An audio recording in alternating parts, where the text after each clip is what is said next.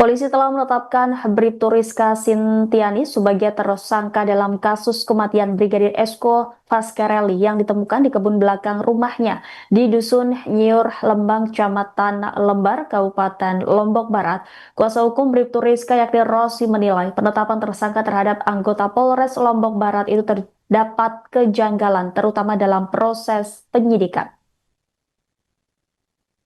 Rosi tidak menyebutkan secara eksplisit kejanggalan yang dirasakan pihak Bribtu Rizka.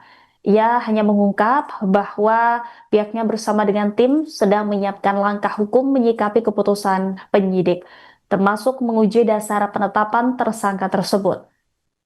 Lebih lanjut, Rosi menilai penetapan tersangka terhadap kliennya terkesan terburu-buru dan tidak. Download Tribun X sekarang, menghadirkan lokal menjadi Indonesia.